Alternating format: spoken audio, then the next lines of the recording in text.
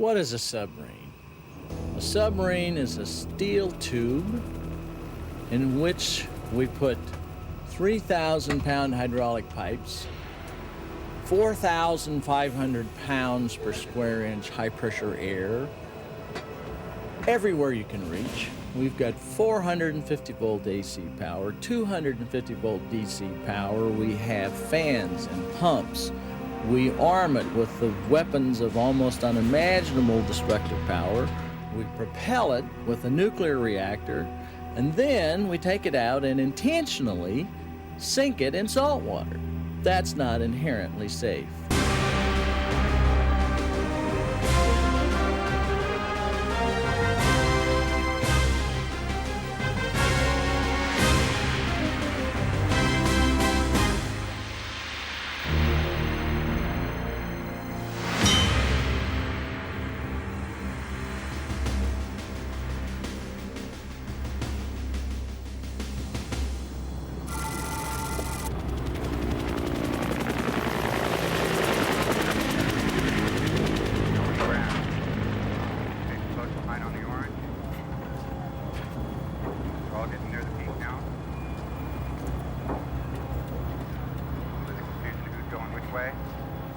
The latest Los Angeles-class fast attack submarine is limited in its capability by only one thing: how much food she can carry.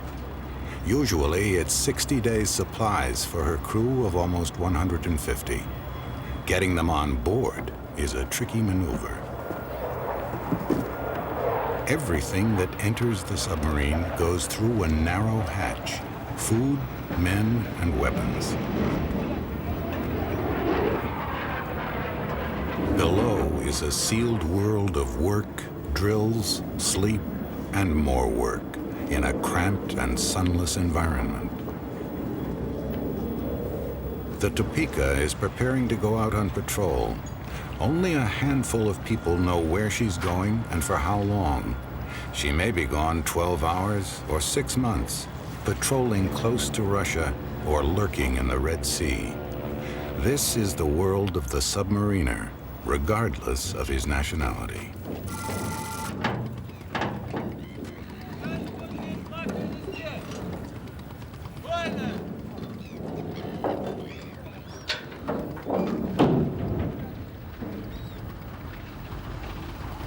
The former Soviet Union still has the largest submarine fleet in the world, though much of it consists of aging diesel electrics, like this Foxtrot.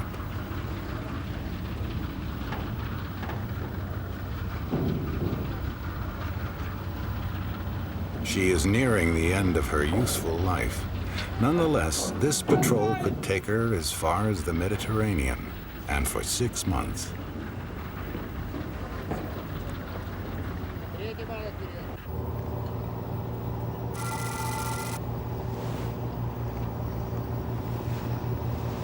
Returning from 2-month sea trials in the Atlantic is Her Majesty's submarine Unseen. She is also a diesel electric and is the Royal Navy's most modern non-nuclear submarine. Submarines have always inspired both fascination and fear. Their movements remain closely guarded secrets, and the lives of the men aboard a mystery. They all belong to a closed society, members of an exclusively male club.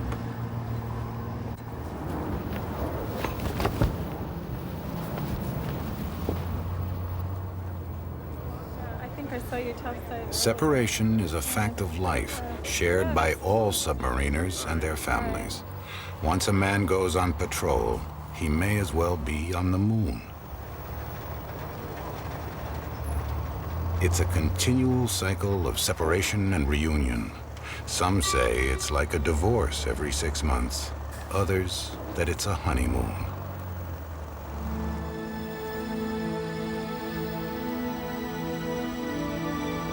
I'm not married myself, but my views on the Navy itself, as far as marriage is concerned, and going to sea, I think it does put a lot of pressure on a marriage. When a ship goes to sea, like the ones out here, the most they spend at sea, actually at sea, maybe 5 or 6 days before they pull into a port. We go out, we might spend 6 to 8 weeks at sea. The only people you see, the people you see around you now. That's it all the time. You can't contact your family, you can't write to them. It must be there. Hard to leave the family, hard to leave the children. I have two little ones, a 1-year-old and a 2-year-old. They don't really understand 6 months, but even when I'm only gone for a week, they know when I'm gone for a few days, and they start asking Mom, where's Daddy, and that sort of thing. Standing in the front window, where's Daddy, when's he coming home, why's Daddy not here for dinner? I feel kind of sad because you see him for a while and then he takes off, and then he comes back and then he takes off. I like it when he comes back, and I don't like it when he leaves. There's Daddy! When his boat moves away from the dock, a submariner enters a world which he cannot share with anyone except those around him. By tradition, submarine service is the most secretive among the military in any country.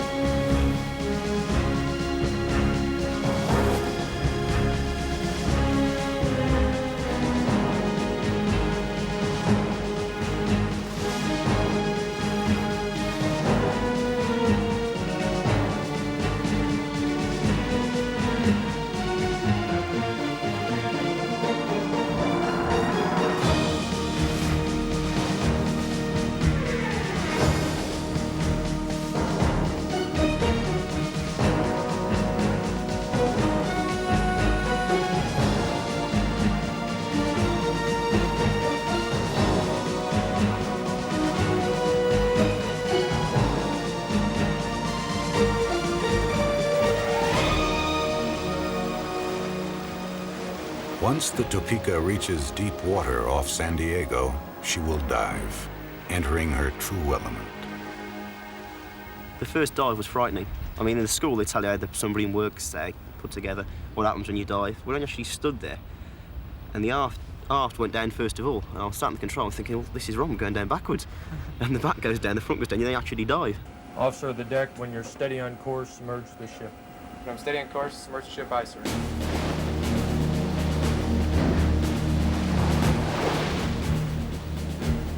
Operating a submarine requires precision teamwork. The captain's orders are repeated and relayed several times before being carried out. It's part of a system of multiple checks designed to eliminate the possibility of error. Diving officer, submerge the ship to 150 feet. Submerge the ship to 150 feet, aye, sir. Driving officer was 2 was, huh? Dive! Dive! Dive!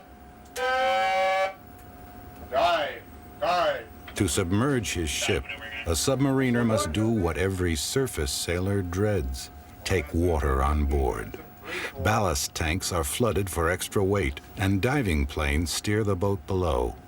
Achieving what's called neutral buoyancy is a fine balance between submerging and sinking. Deck's awash. Next wash, aye, sir. Full dive in the bow planes. Establish a 3-degree down bubble. 7-2. Technically, it would be possible to automate many of these functions. But when a submarine operates as deep as 1,500 feet, a minor mechanical problem could push it to crushing depth. Though quicker to identify emergencies, computers cannot combat them. As in the cockpit of an aircraft, there is no room for mistakes.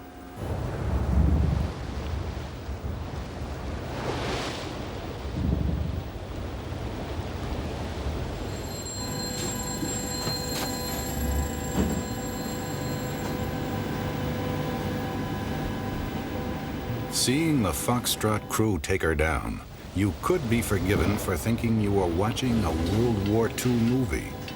But once again, rigorous teamwork is everything. More than in any other branch of naval service, each man relies absolutely on his crewmate to do his job correctly. Submariners of all navies know their lives depend on each other. Whoever else may be friend or foe, they share a common enemy. The submariner has only one enemy, and that's all round him, the immensely powerful and utterly implacable sea. The United States Navy suffers a tragic disaster. A drama of sorrow is written when the submarine Squalus plunges to the bottom of the sea off the North Atlantic coast. Historically, submarining has proved a dangerous business, reflected in the tradition of hazardous duty pay. Even peacetime brings its own disasters, as in the case of the Squalus. Risked his life to help save the 33 survivors, now reports everything in readiness for the venture. And the prospect of rescue remains uncertain. In most of the waters of the world, you can't recover a submarine. As one admiral said, the only point in locating a wreck is to know where to send the flowers. More air is forced into the pontoon and something's wrong. The second pontoon is broken loose. The churning water is a bad sign, and the fears of the rescue workers prove well-founded as the Squalus breaks water momentarily, only to slip silently back to its ocean bed tomb.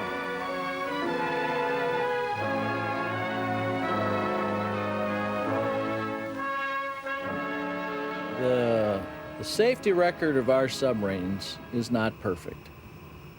In particular, we have lost 2 nuclear submarines over the course of the program, the Thresher in 1963 and the Scorpion in 1968 were very significant events in our program. It was in April of 1963 that the Thresher made her last dive and became the watery tomb for a crew of 129 men. The Thresher was the deepest diving combat submarine in the world. Her loss, caused by flooding and a reactor shutdown, was a tragic reminder that submarines operate alone in an environment as unforgiving as space. There is no margin for mistakes in a submarine.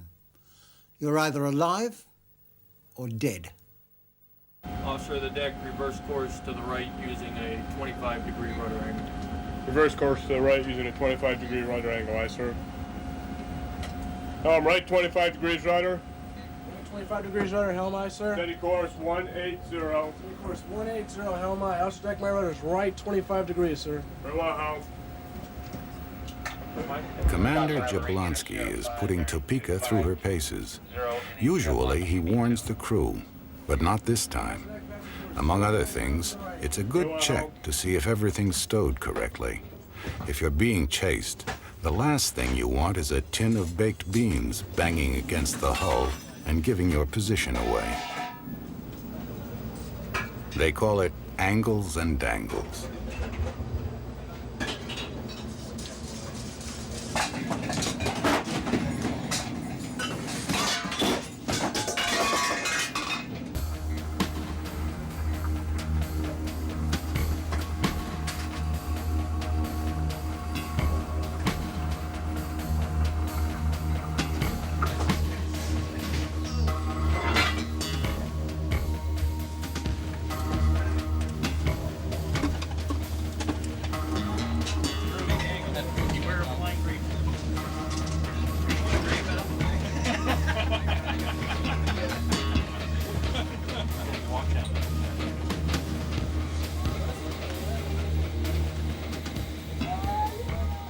To this day, the U.S. Navy will only admit to speeds in excess of 20 knots.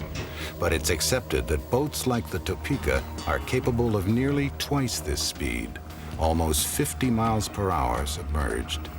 In the underwater games of tag played between the superpowers, speed and maneuverability are essential ingredients, vital for outrunning your opponent and hopefully even his torpedoes. Launch maneuvering, make normal 2/3 turns. Make normal 2/3 turns, aye. Helm left 15 degrees rudder, steady course north. Left 15 degrees rudder, steady course north, aye. When you on the school bus?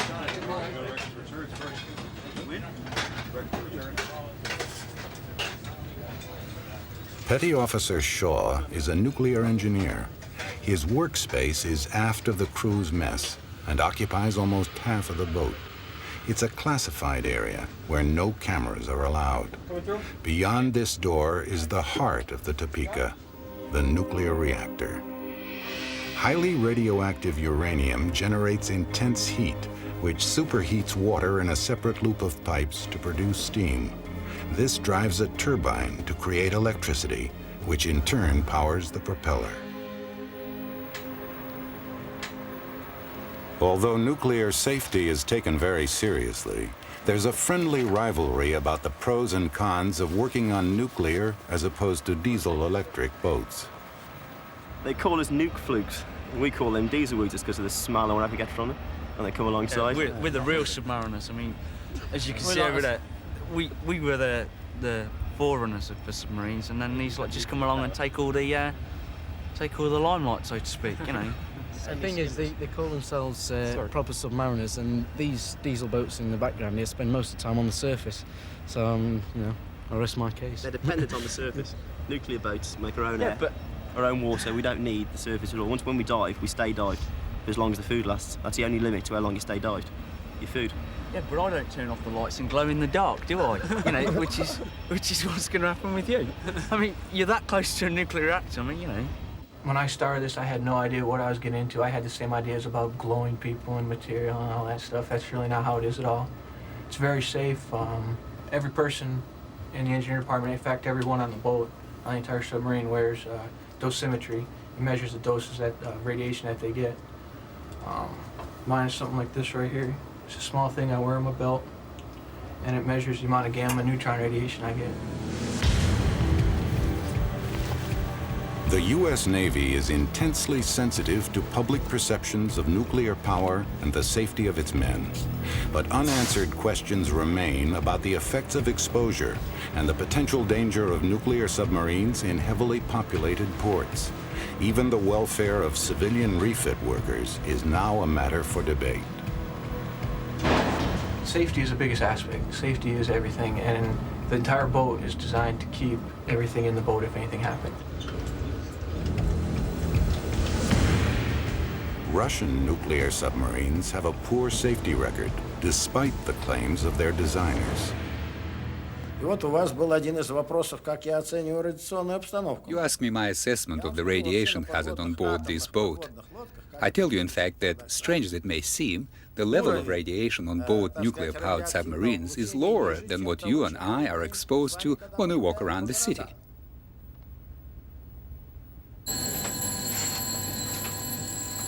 All submarines are designed as weapons of war. Once underway, the rhythm of the machine takes over, whether it's an antiquated diesel-electric like this or a modern nuclear boat. Priority is given to the propulsion and weapon systems.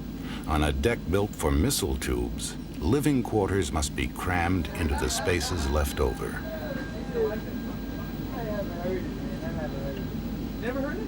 She's about 5'6", long blonde hair. She dances all the time. A submariner's life is unique in the military. Unlike the aviator or the tank driver, he doesn't park his weapon at the end of the day. He lives inside the machine. They used to call them sewer pipe sailors. But nowadays, atmosphere control is rigorous, apart from indulging smokers. Aerosols, luminous watches, and even boot polish are forbidden, lest they contaminate the closed environment.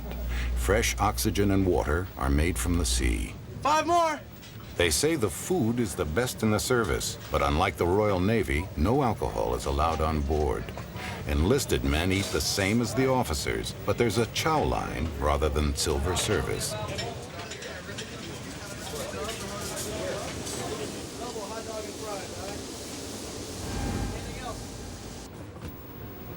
Trash must be compacted and dumped into the sea, heavily weighted so as not to betray your position.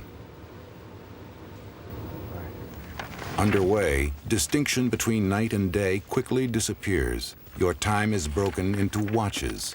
6 hours on, 6 hours off. Yeah, Rick, it's time to get up and go on watch, man. Weekends become a thing of the past. The routine is relentless.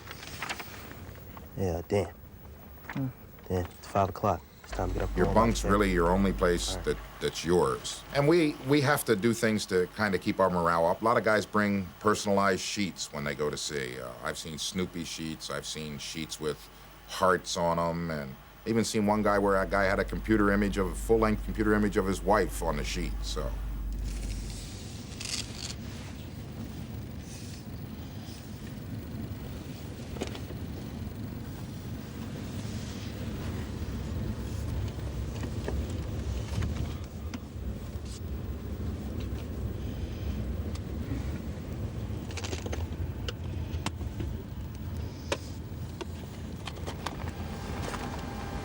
there's very little privacy on board. Okay. There's none. Well, no, you Well, do the have only- some. You have your rack. Yeah, that's the only place on board that you can really, go and get your thoughts together if you've had a really stressed out day. You just have to jump in it and close the curtain, and that's all you got as far as privacy. Yep, that's it. The rest of it is share. And share alike. Share alike, there you go. I got some in my rack.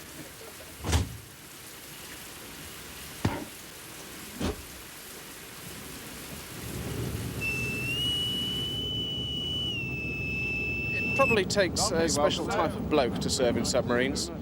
Not all of us are volunteers, however, but there are very few people, in fact I can only think of 2 or 3, who have not enjoyed the comradeship and the closeness and the sort of interdependence that you have in a submarine, which is a peculiar characteristic of submarines. You are quite literally living in each other's pockets.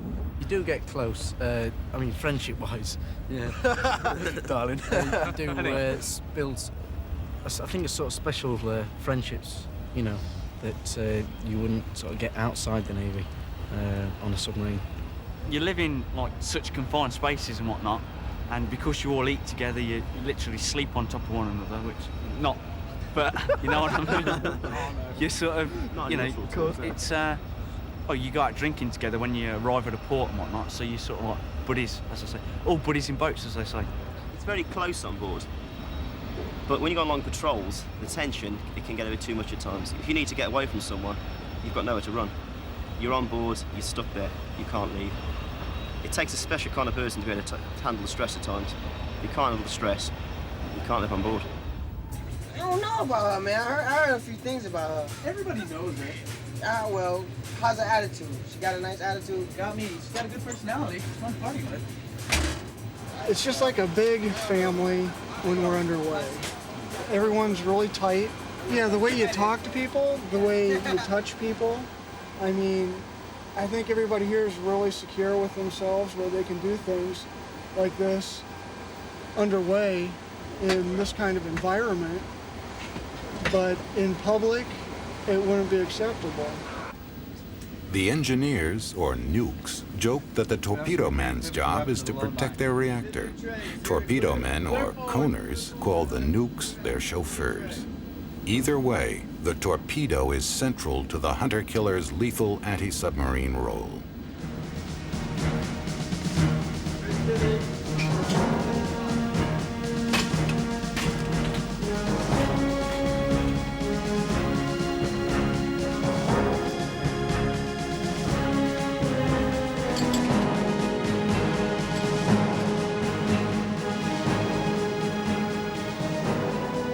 Equipped with sophisticated active sonar, a Mark 48 torpedo is guided to its target by 20,000 yards of wire.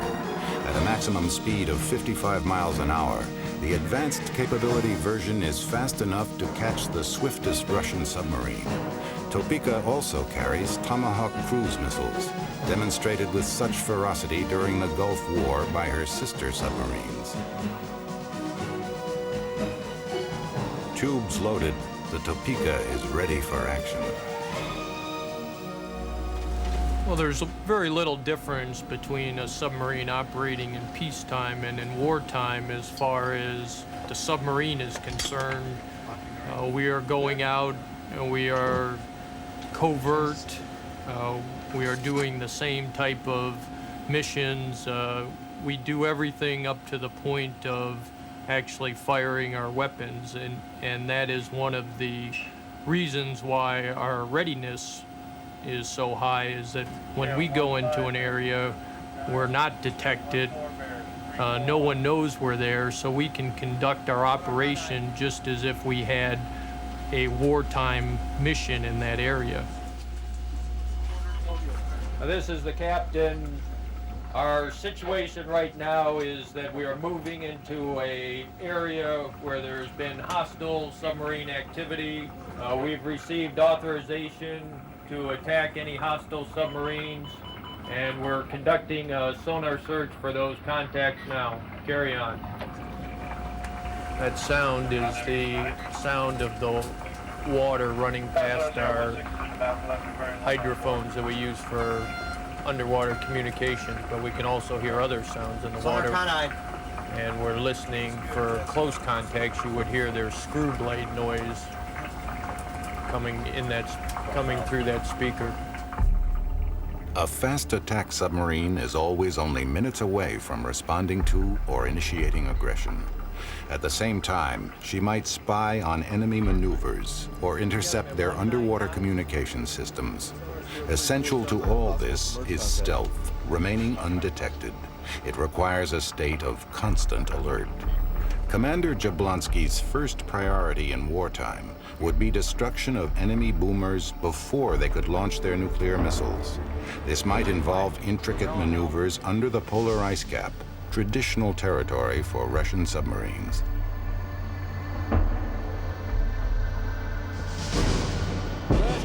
Время занятия района 19-20. Боцман держать 26 метров. Боцман держать 25 метров. Ballistic missile submarines, like the Typhoon, operate to a different rhythm. Much of their time is spent simply hiding. Like cosmonauts aboard an orbiting space station, their crews live a life of virtual suspended animation.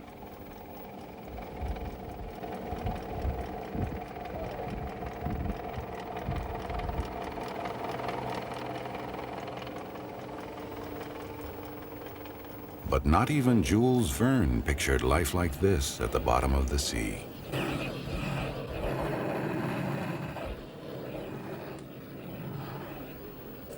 As the world's biggest submarine, the Typhoon deserves the traditional nickname of the floating hotel. In its atmosphere of a comfortable, if slightly dated health club, it's easy to forget its deadly purpose.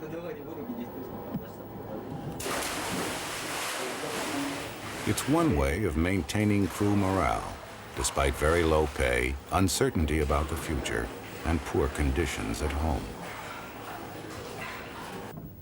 Despite all his responsibility, even Captain Zhiguliov earns only a few dollars a month.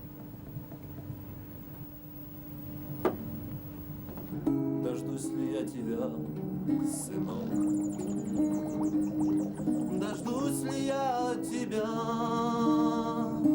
сынок?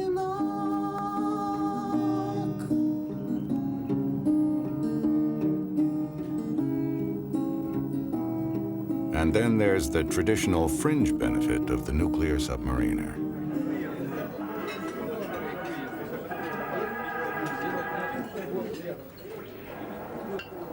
Russia may be finding it hard to feed its civilian population, but it clearly attaches importance to taking care of the submarine force. Little things are important out there. The cooks burn chow, the whole crew gets pissed. Can't show the movie when you want to. Upsets people. We mess with each other a lot. We'll know something agitates a guy, so we'll do that to agitate him just to get to him. In those last 3 or 4 weeks of patrol, though, you can tell everybody's ready to get home, because everybody's like at each other's throat. Going, okay, yeah, it goes. Right, just get out of my face. Starts out, everyone's in a pretty good mood and happy and having a lot of fun. And yeah, towards the end of patrol, we tend to get pretty uptight with each other. We do little things that are funny to us, might not be funny to other people. We freeze people's shoes and steal their pillow, and it sounds like kid stuff, but it breaks the boredom out there. The isolation is intense. You can't call home or even write a letter. But 8 times each patrol, the Navy allows you a message from home. Whatever news can be squeezed into 50 words. They call them familygrams.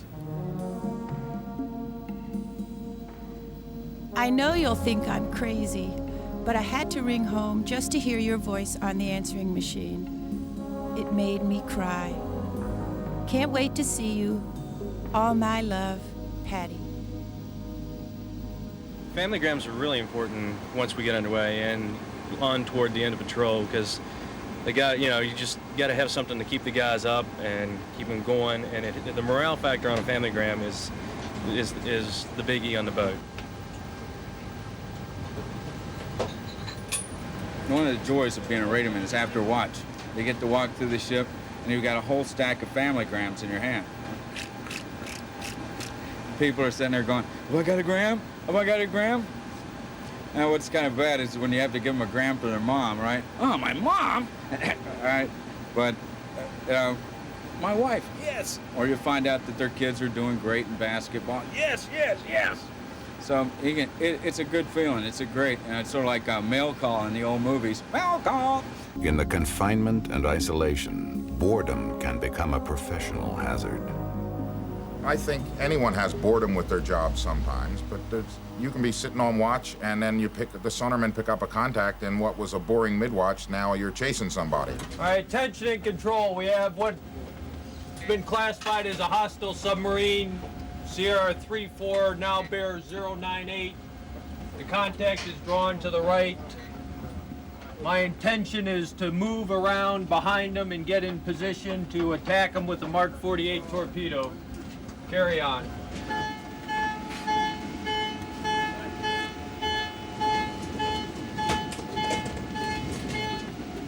Man battle stations.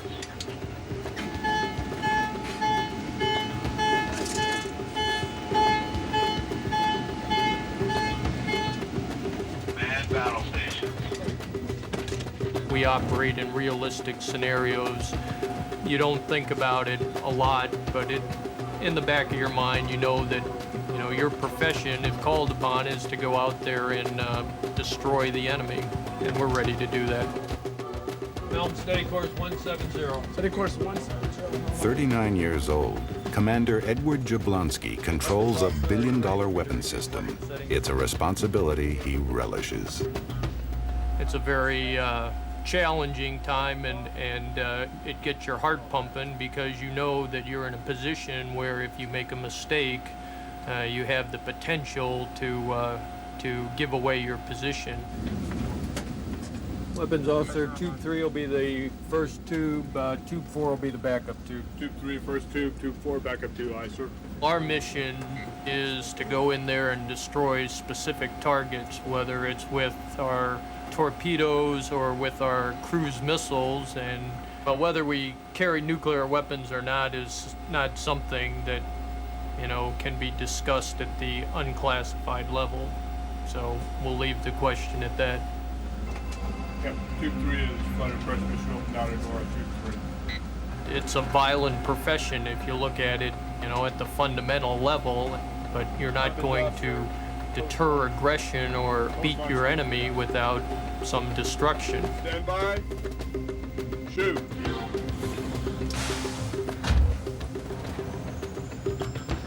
Spitter course 180. Very well, weapons. That's full fun. 600 here.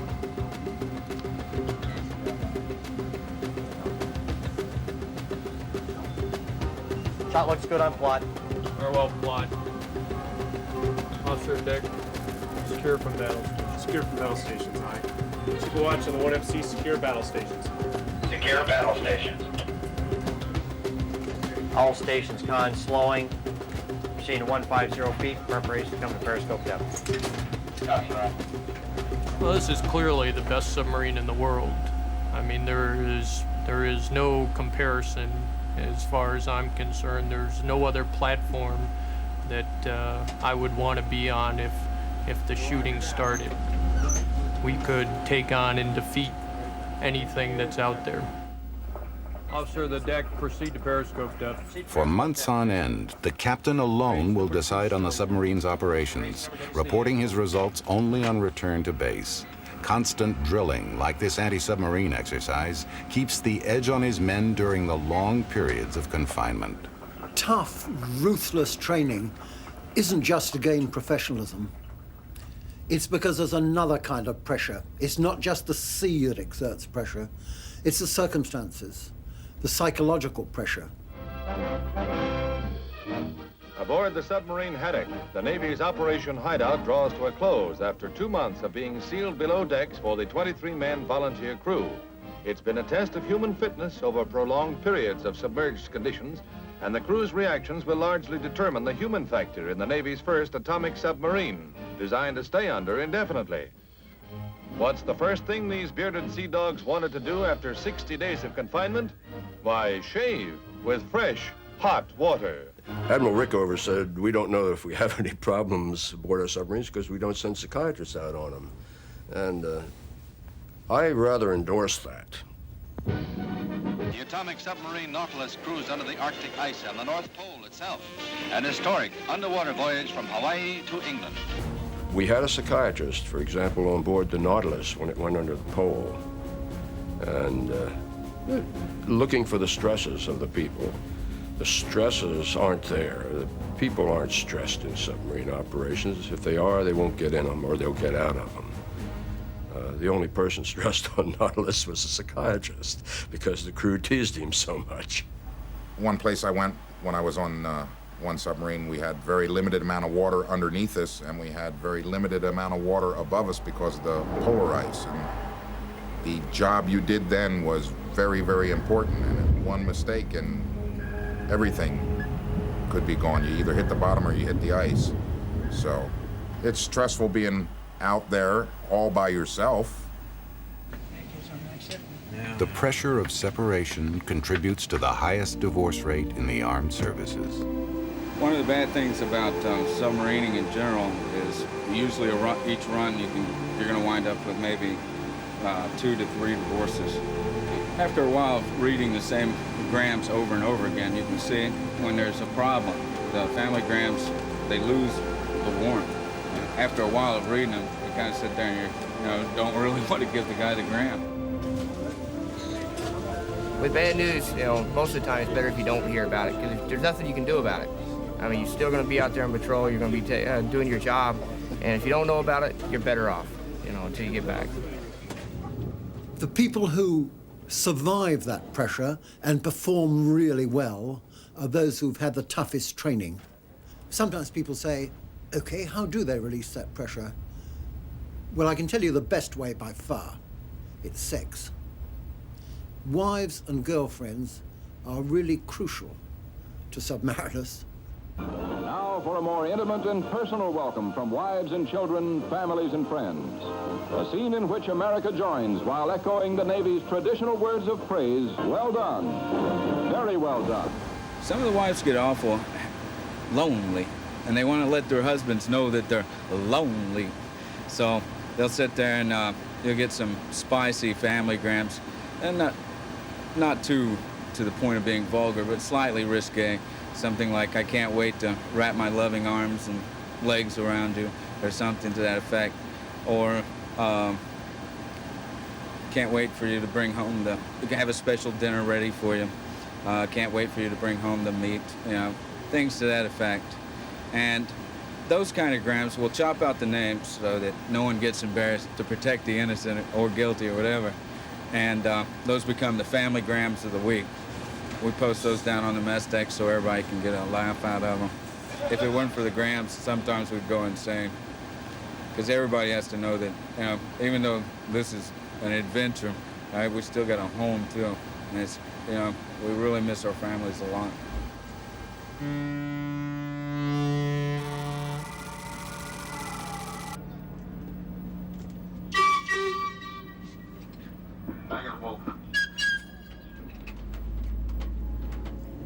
Typically, this is the hardest part of a submarine family's life.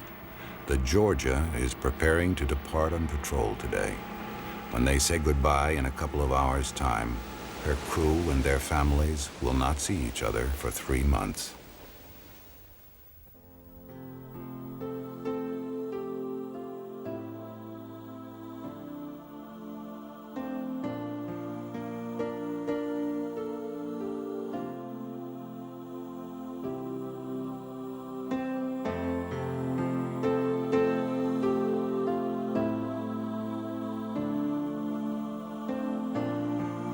There's a lot of sadness. He's been in for almost 14 years, and you kind of get used to it, but then you don't. And then it'll probably hit me tonight that, oh, I'm going to be by myself with these two.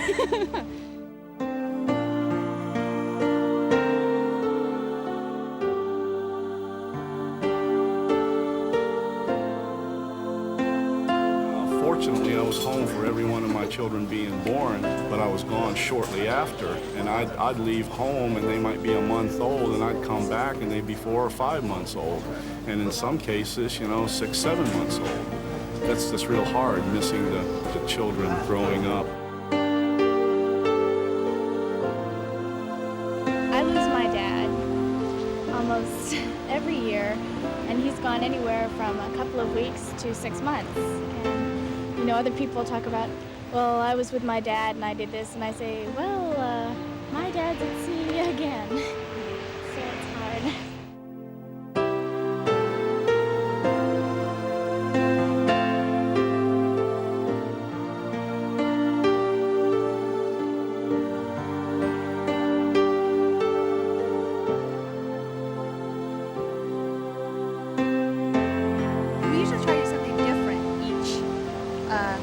That they go on. This time we took some lingerie of ours and sprayed them with our perfume and put them in little Ziploc bags. They're going to put it all over their boardroom, and I guess they're going to try to guess whose is whose. And The lingerie is going to come out just before they come home to remind them what they're coming home to. I think the perfume and the lingerie will do it.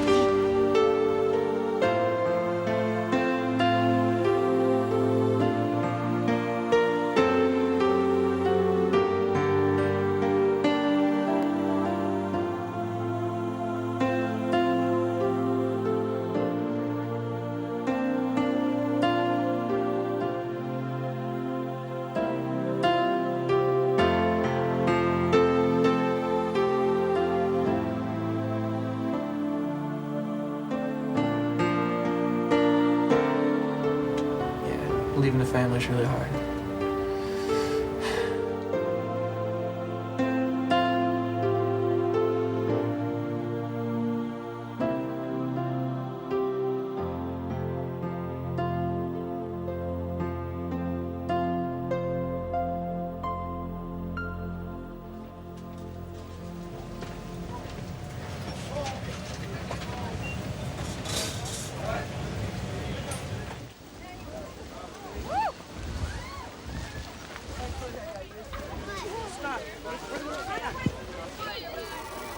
An hour after the Georgia has pulled away from the wharf, she must pass through this floating bridge on her way to open sea and her patrol area.